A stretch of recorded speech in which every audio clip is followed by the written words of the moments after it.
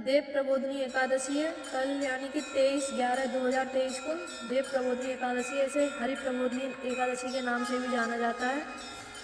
इस दिन विष्णु भगवान 4 महीने की निद्रा से जागते हैं। इसकी कथा इस प्रकार है। धर्मराज कहने लगे कि हे भगवान, मैंने कार्तिक कृष्ण एकादशी अर्थात रमा एकादशी का सविस्तार वर्णन सुना। अब आप कृपा करके मुझे कार्तिक माह के शुक्ल पक्ष की एकादशी के विषय में भी बतलाइए। इस एकादशी का क्या नाम है, इसके व्रत का क्या विधान है, इसकी विधि क्या है, इसका व्रत करने से किस फल की प्राप्ति होती है, कृपया यह सब विधान पूर्वक कहिए।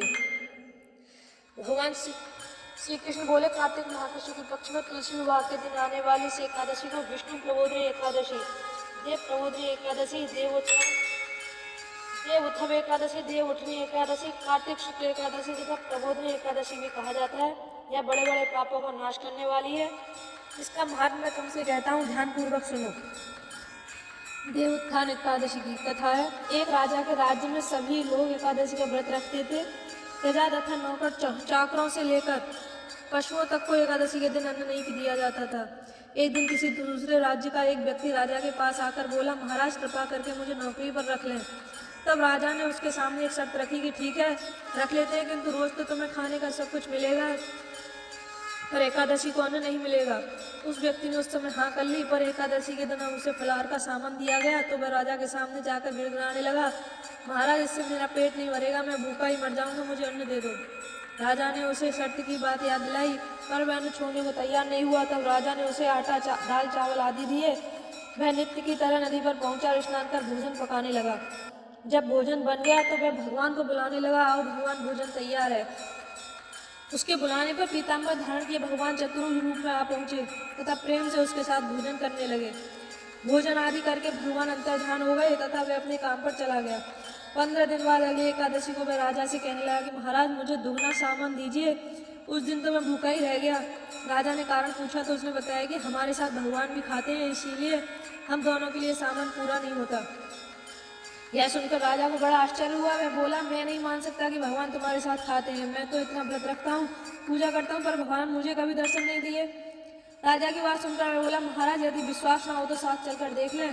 राजा के पेड़ के पीछे छिपकर बैठ गया। उस व्यक्ति ने भोजन बनाया था तो भगवान को शाम तक पुकारता रहा, परंतु भगवान ना आए। अंत में उसने कहा, हे भगवान, यदि आप नहीं आए तो मैं नदी में कूद कर प्राण त्याग दूंगा। लेकिन भगवान नहीं आए तब मैं प्राण त्यागने के उद्देश्य नदी की तरफ बढ़ा। प्राण त्यागने का उसका दृढ़ इरादा जान शीघ्र ही भगवान ने प्रकट होकर उसे रोक लिया और साथ बैठकर भोजन करने लगे। खा पीकर वे उसे अपने विमान में बिठाकर अपने धाम ले गए। यह देख राजा ने सोचा कि व्रत उपवास से तब तक कोई फायदा नहीं होता जब तक मन शुद्ध न हो।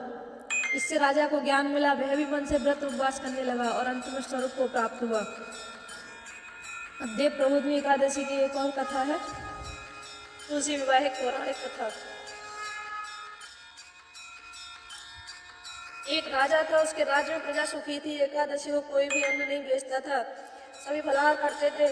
एक बार भगवान ने राजा की परीक्षा लेनी चाहिए। भगवान ने एक सुंदरी का रूप धारण किया तथा सड़क पर बैठ गए। तभी राजा उधर से निकला और सुंदरी को देख लिया।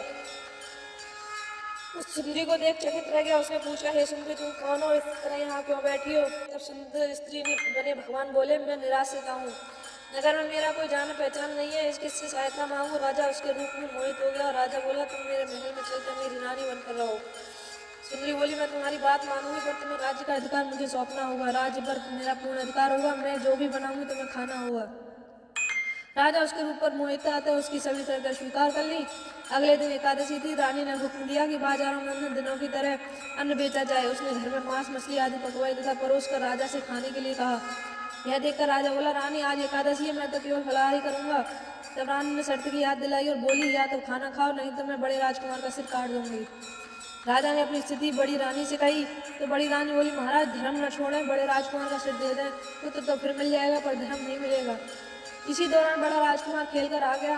माँ की आंखों में आंसू देखकर वह रोने का कारण पूछने लगा तो माँ ने उसे सारी वस्तु स्थिति बता दी। तब वह बोला, मैं सिर देने के लिए तैयार हूँ, पिताजी के धर्म की रक्षा जरूर होगी।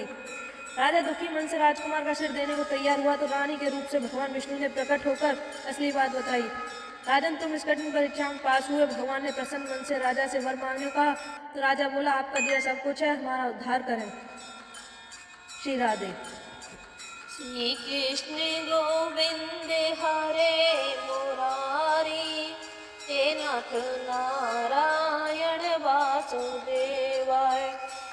श्री कृष्ण गोविंद माधव मुरारी, शरण हूँ मैं शरण हूँ मैं शरण हूँ तिहारी।